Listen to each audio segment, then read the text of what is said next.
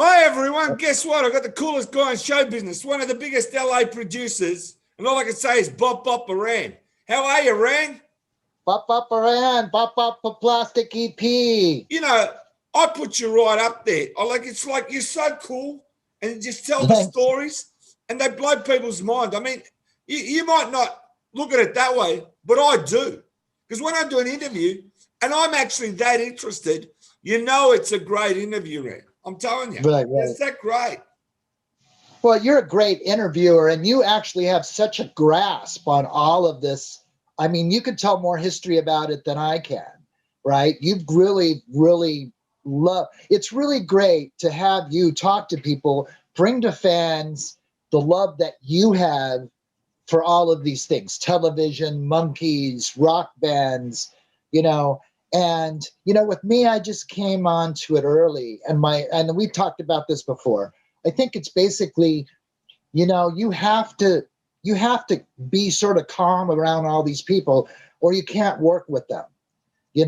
One story I've never told before was when I was early, 19 years old, right? I was working at the Tropicana Hotel because my dad got me a job there to get me in the union.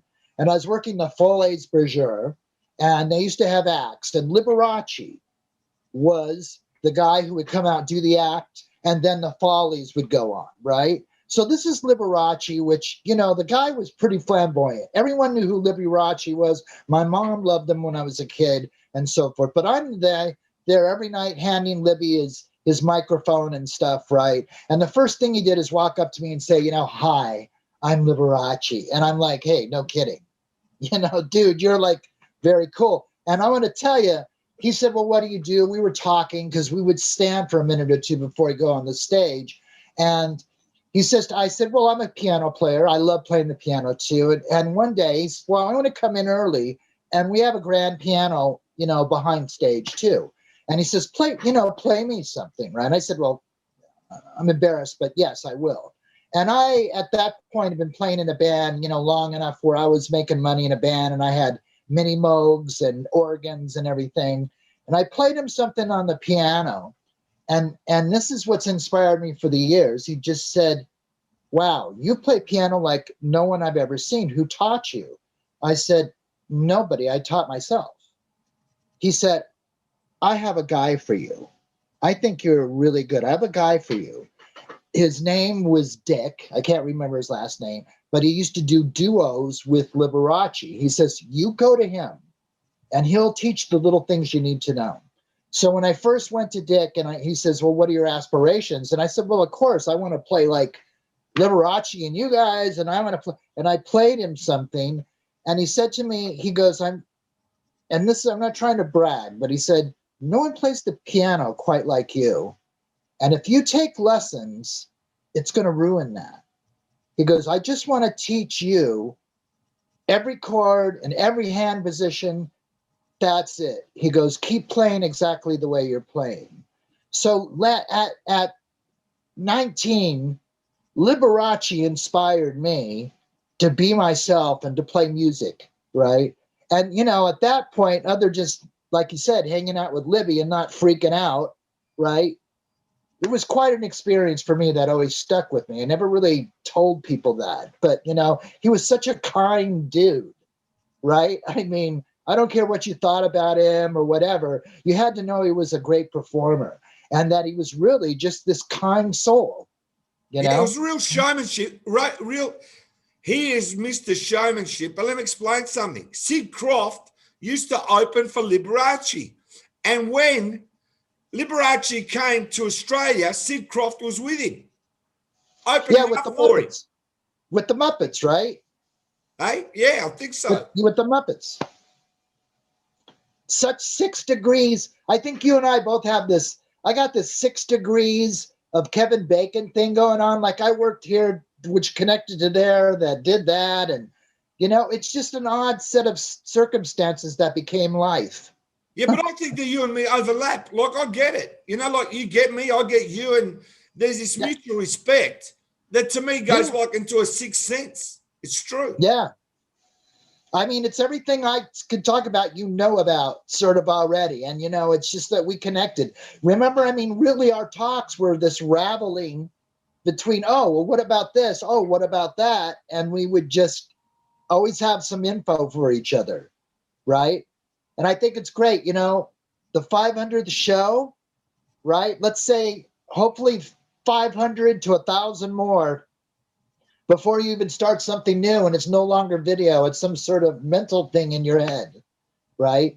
Let's You're keep right, but you can understand something. Having somebody that lived the dream, like what I'm trying to say is when you're actually there, for example, on the Monkey set, and your dad's working for all these shows, you've got to understand because of that moment, you don't really appreciate it that much. But now you look back and you go, wow, that's a big wow because you were actually there. And the fact that you were actually there and you tell the stories, that's what really matters, Rand. Because all yeah, these times, the 60s, the 70s are coming back now in 2021. And this is what people want to hear because history is being reinvented now. I can tell you now, the 60s, the Beatles are going to be reinvented again because if you're born now, what do you know about the 60s? I can tell you nothing. right, right. It's funny you bring this up, and I know you can cut away from this or whatever, but I'm going to, this is a little lesson in life, okay? Because you just brought it up, right? When it's happening sometimes, you just do it and you don't realize it till maybe later. But what I've realized in retrospect, right, is that life is moments, okay? It's not something that may last forever, but it's moments. Like I've had special moments. Okay, I was on the Michael Jackson tour. We're in Germany. I'm sitting at my mixer behind Michael, who's standing in front of me 10 feet with the band blaring and everything. And we're playing the song Human Nature. And we're in Germany, and there's 60,000 people in the crowd with their lights, their sliders or whatever. And above the sound console out there, it's a full moon.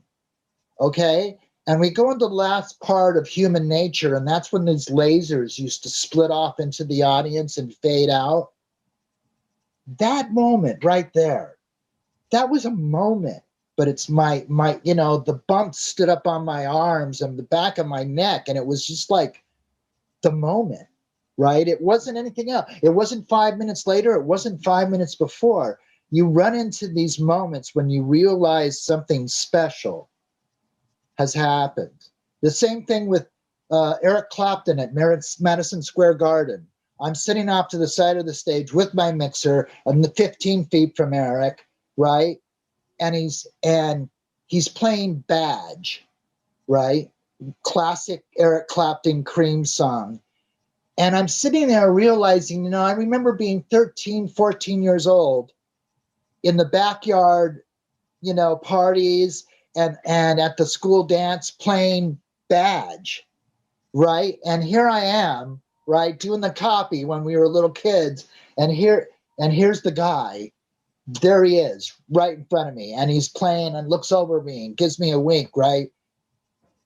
Those moments at the time, you don't even think about it, but then you realize later, those are the moments, we Yeah, but all I have totally agree with moments. you. I mean, I'm honest with you. I've had moments talking to you, and I've had moments when I'm interviewing people that I'm not going to say the word you idolize, but the better word is respect because I can tell you this too. All right. You know yourself, the celebrity set, and I'm just talking in general.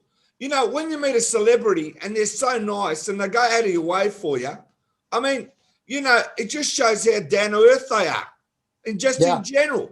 But then you've got other celebrities, they won't have a bar of people, right? They're in their own yeah, world, and yeah, then I'm asking myself, what's fantasy and what's reality? Like, this is why doing what I do, one thing I've realized, some people that I really want to interview, they're on my bucket list and it might happen and it might not happen. But let me tell you, I'm not waiting for it to happen because there's another yeah, 20 celebrities that I can interview that yeah. just the greatest people. There's that many of them that are really cool, and there's this many of them that aren't so cool, right? And if you do get close, the way you can get close is by not treating them like a celebrity, but treating them just like yourself, which, like I said, you realize. When I was in, Albert Hall for the 24 nights with Clapton and Princess Di and, the Prince Charles come back to, the old Beatles, Rattle the Jewels, right? Come back to meet the band. And then we all had to stand there as we walk by and say, nice to meet you, right? They're just people. They were happy to see Eric Clapton, man. The guy's the king and the princess, or whatever. So it's like when you're around people like that, which we had a lot of celebrities and King of Sweden, people like that, the King of Japan, or I don't know if it's a king or the Emperor of Japan. I mean, yeah, there's some special and they're a little stuffy or whatever, but a lot of them were cool. When we did the Bill Clinton inauguration with the Quincy Jones band, Bill Clinton was like cool as anything. I don't know if you liked him or not liked him as a president, but this guy was like really cool, right? Like he wanted to play, him with the sax. He wanted to play sax with the Quincy band, on his inauguration day, they're just, once you get in there, they're either people, or if they're not people, you keep your distance, you give them their respect, and guess what? They earned it, It's a big world, Let me tell you, I love that Lionel Richie story where we're at the bus stop. Yeah. I love that story. That one freaks me out. Lionel goes to you. No, you talk to him. What was his name again? Both of us scared crapless from Christopher Walken, right? No. He's going to whack us. And then he starts dancing, dancing, Lionel Richie, dancing on the sea. Dancing on the sea. That freaks me out. Hey, Lionel, if you're watching, I'd like to interview you. Okay, you're on American Idol and that, but, just give me 20 minutes or 15 minutes of your time. And also, Brian Wilson, you got 15 minutes, give it to me. Big deal. It's like a lot of those guys, too. And it depends. They get so much thrown at them. I mean, I really, my thing is I lost contact with a lot of people because I was heavy in the 80s, 90s, only till about 2000. So I didn't have cell phones. I had home phones. Everyone like that changes their phone once or twice a month sometimes. And, I got to hang with Brian, and it was one of those special 2-week things. It's like a once in a lifetime thing. I don't know if anyone will ever get that chance, but I got my chance, and he was there every day eating off the cheese and fruit plate, right? And he was a great guy, man, and I could see, this guy genius who was at the time being held down by other people. Anyway, I don't want to get into it, but I want to say this. Brian, if you're listening, take Rand out for dinner, Take him out for a dinner. And you at least a cheese and a fruit plate, man. I'm really interested in your studio. Do you mind telling me a little bit about your studio? Well, this studio is the home studio now that, I built. And, I used to have a very large keyboard setup of like over 65 synthesizers and samplers. I think I've shown you a picture of it. I've owned hundreds of keyboards and mixing boards, and now everyone's starting to build, smaller spaces to work. Okay, my wife and I lived in Woodland Hills. We sold the big house after the son moved out. We live in a smaller place because that's better for us. Now I've got 400 square feet for the studio, right? So my studio is all really technology. It's all just Pro Tools. I don't see what you're seeing, but it's everything from Pro Tools technology, all of the monitors and the synthesizers. The synthesizers are on the computer now. My Hammond B3, my Synclaviers, all the stuff that I used to own now is a piece of software. And it allows me just to sit right here and write hundreds of tracks, right? Like hundreds of tracks thick, of songs. And that's what I've done for the last few people. Right now I'm working for a guy named Michel Polnareff, famous French artist. And I did his last album with him and built the studio he was in, which was very high tech. He started a new record. And of course I got the call, and as opposed to being retired, I'm going, I go back out there 4 or 5 days a week, and I've reconfigured the studio, which I'll show you once it's all done on another interview, to very high tech, all touch screens. All the analog stuff is plugged into the digital. It's all within right here where you touch. It's all right there, and it's all touch screens. So that's where everyone's going with technology. I started with technology. I told a story the other day where I had this thing called the Vaco Orchestron back in 1975, and it was like the predecessor for samplers. Okay. And what it did is I got that to be in the band that I was in, which was signed to Capitol. And my manager immediately pimped me out to all the studios because no one had this had this instrument. So I was kind of one of the first programmers who were paid to program, right? And the funny thing, once again, 6 degrees of separation, was I was called in and did a day's session with Brian Wilson on the Vaco Orchestron for him and my mini Moog, right? For a Beach Boys album called We Love You, the Beach Boys, or something. Okay. And I spent about 4 hours because he was quite impressed with that as well. So we didn't speak of this before, but I was able to say, Brian, I met you before when I did a session for you. And it was, I think we were both heavily dazed enough in between then and, between the 70s and the 90s, not to remember all of the actual happenings in the studio. But, I've always sort of been on the high tech end. And now I didn't want to have a big space other than synthesizers. The ones I used to have, if you have 60-something synthesizers, 10 are always in the shop, And nowadays it's a piece of software. And we Can I ask you something, Rand? Go ahead. The software and what the studio is, I prefer a smaller studio than a big one. You know why? Because you don't have to move around. You haven't got too big a space. I remember recording in a studio that was as big as a hall. A waste of space. I like nice, tight, relaxing studio, easy going, just sit back, relax. And where you are now, I mean, we're talking about also when you were in the UK and you had your own studio there. I mean, how's that compare? Totally different. Well, and I'm going to have to send you a picture, but, the last big studio, the UK studio wasn't really huge. It's about 800 square feet with a mixer and so forth and keyboards. But the big studio I owned, the last thing I owned until 2000, from about 1996 till 2000, was, I'm sure you heard of the band Supertramp. Yeah, I have. Supertramp, I met Supertramp's manager through Eric Clapton's manager, and he knew, and we had rented all these studios, and I was looking for a new studio in LA to rent and possibly buy. And David, the manager, said, he goes, well, I have the old 5,000 square foot studio in Burbank that was Supertramp's. Do you want that studio? Right? That was 5,000 square feet. I mean, I had a 30 by 30 drum room, live room.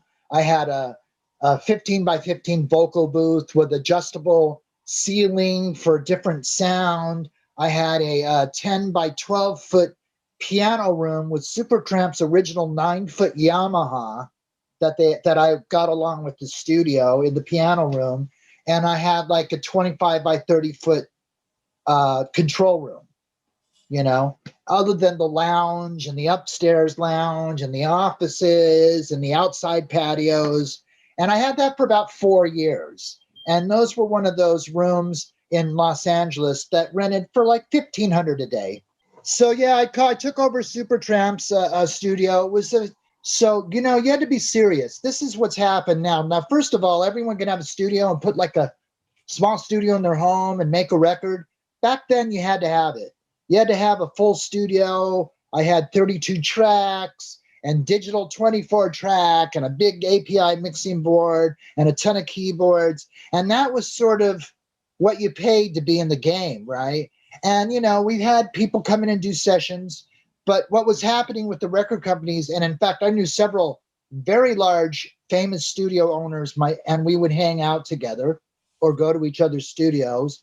and basically talk about how every year it was harder to collect our money from the record companies, right? It went from, back in the old days, from the Chuck Berry days, it's like, here's your master, it's a jail swap. Here's your money, here's your master. To then all of a sudden you're established. So, well, we can get 30 days, right? Okay, well, 30 days is working. All of a sudden 30 days turns into 45, turns into 60. The last thing I did for Sony Music, they wanted 120 days. And it's like it got impossible for big studio owners to support, I have a staff of people. I have, a mortgage and lease and all that stuff to pay. So that's why eventually the big studios now there's some still big studios, but the bigger studios and the famous studios, a lot of them died off, right? And I closed mine. I was like, I can't, financially, I don't want to fight with the record. 1, 2, I started off as a musician. I'm ending off as a musician. I didn't want to be a studio owner accountant. Okay. I didn't want to sit in my office and be on the phone all day. Hey, did you get that invoice? Hey, did you want me to fax that thing over? And business is business back then. It's high business when you're doing it. Just like when we toured and everything else, you have 150 people on the road. It's not just some happy party, right? Everything is very well planned and very, right to the book all the time. Guess what? Because if you miss the plane, you're going to book your own plane to the next gig. So, music got very serious and very expensive really fast, just like movies. Now, $300 million movie, you can lose money, even if you make $300 million. So, I love the Supertramp studio. I did a video of it, but I'll send you some pictures of it. It was a great studio, really enjoyed it, but the big room was dying. Right. So that's when I sort of shuffled off and started just putting small rooms together and other people's room. Like the guy that I'm working for right now, his studio is like 20 by 20. It's really just a control room, and I've got ways to do the microphones and stuff. We wired his house, which is all tile floors and stuff. I wired the whole house so I can I can take his grand piano from the front room. I can put a drummer, in his lounge or in his kitchen, wherever. So I have that capability to do large studio stuff, but most of it's done now on the touch screens and very close contact. 2 people sitting like in a cockpit, which I like. I like to have the control right around me. You swing around and play the piano, you play, make the piano an organ, make the piano a drum machine, whatever you need to do. Yeah, but I'm just saying, you're in the studio now, the lights are dim, it's just perfect. You're wearing your sunglasses, you're in the moment, you're doing it, it's fantastic. I got to ask you now with keyboards, right? DX, yeah. What is the best DX keyboard used to be in its day? Well, it started off with, I would say, affordable thing that made the world really turn their heads would have been the DX7, right? Which now I had 4 of them, and now it's in my computer. I don't need to have the hard DX7. The DX7 in the 80s changed music, was one of those changers. The Oberheim OB8 and the DMX drum machine changed the level. That's when you started hearing people like Don Henley, right, using drum machines and DX. Van Halen, Jump is a Oberheim DX, right? Or OBX, right? OBXAs. So, I had to buy all of those keyboards and have them available to everyone. But the DX7 was probably the game changer, right? And then, I had a synclavier, which at the time was the most high-tech instrument, which was as tall as this rack back here, 2 of them. That was like $240,000. Okay. Now I can buy a synclavier for $300 as a plugin. Okay. I think I'll stick with the plugin. Now, plus the maintenance on the synclavier. But you had to buy those things to be in the game. Yeah, but also you got to understand something. You're a pioneer. Okay. Now, I'm not a tech head. Like, I'm not into technology. I want other people to do it. It's not like my bag. In other words, if I want to record a song, I'm not the greatest guitarist in the world, I get somebody that can play and not have to worry about that. It's the same thing as yourself. They pay for what they get. They want the best. They got you. They knew that. And they knew that you had the technology and you're a pioneer. Can I ask, did you give any advice to Pro Tools or help them out when they started? Or were you as I said, a lot of people wanted a lot of advice from you? Well, I mean, we were the alpha and beta site for Pro Tools when it was DigiDesign. And they asked us with a prototype, came to our studio, met with us, the guys, the heads of DigiDesign at the time, who they sold out to Avid, to help us take their 2-track digital recorder and make it viable for all the artists we were working. We had Pro Tools, Korg, Roland, Akai, Ensoniq, all came to us because we were like the private studio to show everyone the technology. Okay, so we're the first ones that told with Pro Tools, work with them, took another one of their products, Sequencer, said you need to combine that, make it look like a recording studio, tracks, like a 24-track. Yeah, but I'm just saying, it's unlimited tracks today, isn't it? Well, like my system, I can do 256 tracks. I can't use Pro Tools. So what I use Adobe Audition. It's so easy. It does my job. I record as many tracks as I want. And for me, it does my job. But Pro Tools, that might be the standard, right? I take it and I know that that's the standard. But personally, I can't use it. It's arguably, it's definitely come to be the standard, you know? I mean, every big studio, every big film scoring room, if you go in, it's Pro Tools. Okay, it's a big Pro Tools setup. It has all the effects. It has everything built in. That's for the world. I knew when I had a room full of keyboards that someday it was all going to go in the computer. And it was great to be part to make the first recording. I brought the first Pro Tools into Lionel Richie was starting a record. So we built this. He had moved out of the Ballard house because of a divorce, was in a new house, and he said, I need a new studio to start writing. My job with the record company and him was to build him a studio that was easy to run, and I would run it. So I would go in there and be ready for him to start chalking down ideas. I had a multi-track machine, I had a DAT, and I brought in, he wanted to have the new technology of digital recording, so I brought in the Pro Tools. The very first Pro Tools into the studio and we started recording all our stuff on it, right? Other than I always knew technology-wise, I was rolling the multi-track, I was rolling the DAT, because guess what? Guys like that, they're going to come in the studio, and all of a sudden they play something magic. And if you don't capture it, it's your fault. It's not their fault. It's your fault. That's amazing. Can I ask you, were you there when he recorded On the Ceiling? I was with Lionel just right after Dancing on the Ceiling. Like I said, I once again, randomly got called. This is, Mr. Ritchie's office, and someone told him about you and blah, blah, and he needs to have someone who does what you do, which is to put together a studio, put together MIDI, and make everything available to their fingertips so they can create as easily as possible, right? And I usually come with the package, at least for a while. It's like train someone else or whatever.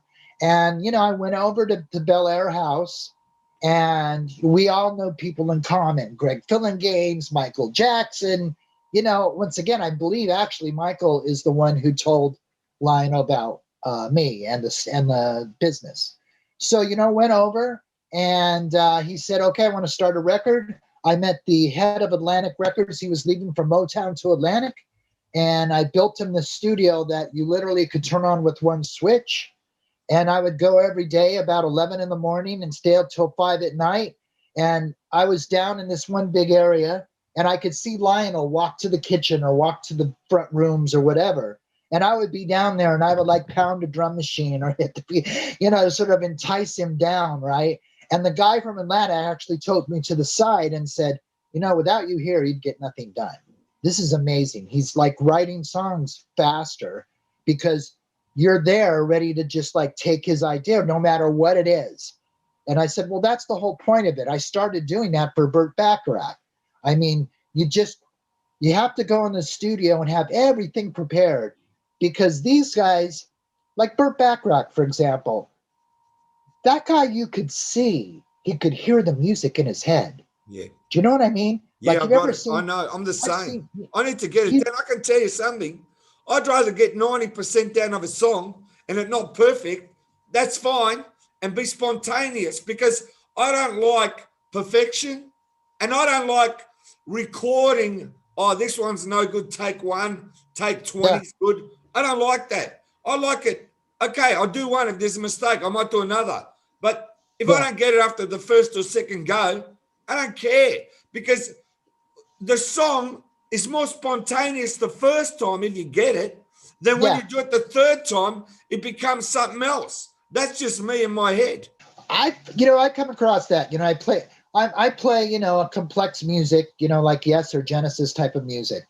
So yeah, it takes me a little longer. I'm more concise. I try to play very difficult passages and parts and so forth. But most of the time when I sit down and I hear it in my head, it's all my first takes of everything. I'll do my first take of drum and bass and this and that, and I'll go. I mean, I'm the kind of guy that'll play 20 solos, but I'll go back and it's usually one or two, right? It's the magic. It was all in Michael's head, because I heard the tapes. Michael used to do in his own home studio above the garage in Havenhurst, okay? He wanted to make it much better than Off the Wall. He wanted to make it the biggest record in the world. Michael started hearing everything in his head. Michael doesn't play an instrument.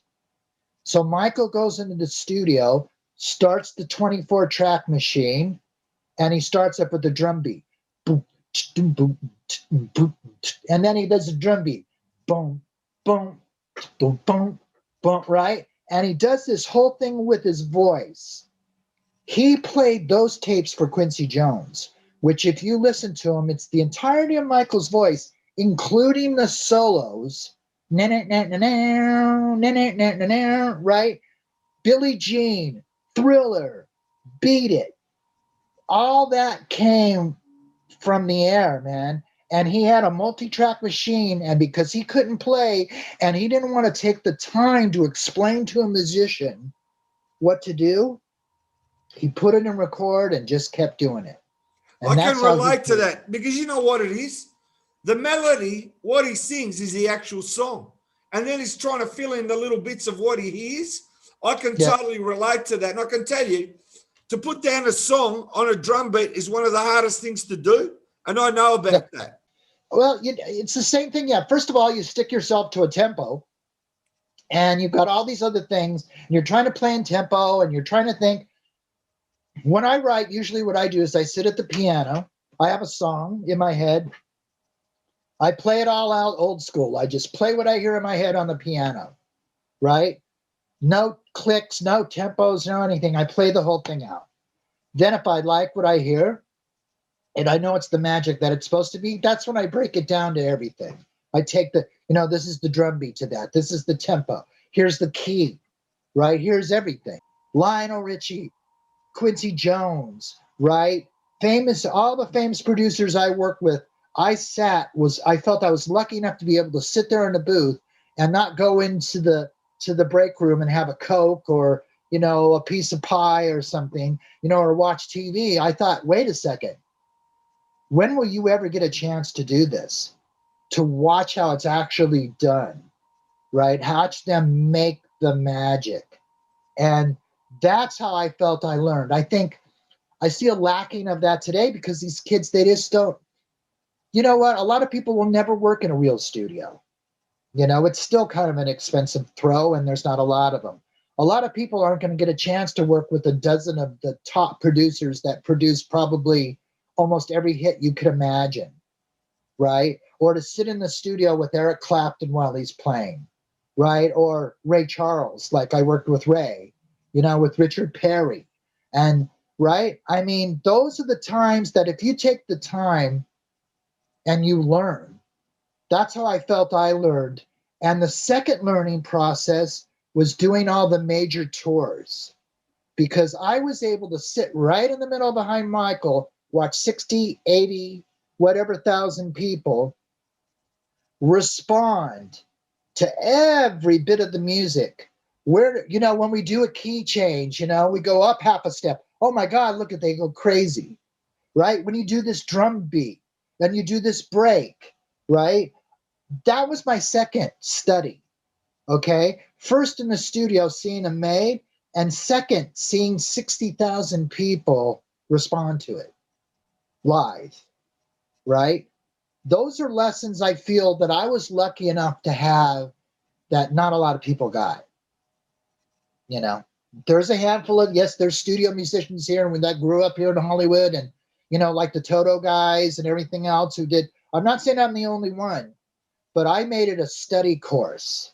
I said to myself, if I'm going to be in these situations, I'm not so amazed with the artist. I'm amazed with what the end result is and how that end result was made. And when someone says, oh, here's an idea we're going to do in the video, and then you see it on MTV 2 weeks later, right? It's crazy. That was a learning that I would say I'd love to find some young, you know, people, if they have any questions. You know, I'm on start.rocks is, you know, start_rocks on Instagram and Twitter, and I've got the Facebook page. But if anyone ever wants, you know, a question, to learn something, to ask a question about this particular thing, I've always answered. I do it now, right? You That's know, I find a fantastic. I lot of also want to musicians. say, can you tell them the name of your band and the links? Well, my band is Start. Started back in 1984. And because of things that happened in my life, it lasted a few years. And then I started working for all the superstars, and I had no time for my own band. So now that I'm sort of retired from them, even though I'm doing a new record, Start is back together. And the moniker I found since Start alone, what if I would have copyrighted it back? I copyrighted it, but you can't get a web thing Start. So I started with start.rocks, which is just like start. You know, www.start.com. It's www.start.rocks. Okay, which I felt worked with it very well. And our you know, the Instagram, the Twitter, the Facebook is all start.rocks. The Spotify, you know, the band camps and all that are either start.rocks or start_rocks. So that's where you can find music. We're starting to make a little bit of a foothold. You know, we're getting plays. We're doing okay on Spotify. I'm right now in the middle of the next record. I've got like 3 tunes I'm working on, and I'm going to get the next record done and hope that we do better. There's still some to promote on this one. And, you know, I hope everyone who likes like a Genesis, who likes like a Peter Gabriel style, I like to write a good progressive, you know, not a simple 3-chord thing that has a melody and a meaning. Okay. All my songs mean about thinking for yourself, learning for yourself, trying to make a better world. And I think we all should kind of go in that direction, right? So Yeah, that's what exactly. Start's all about.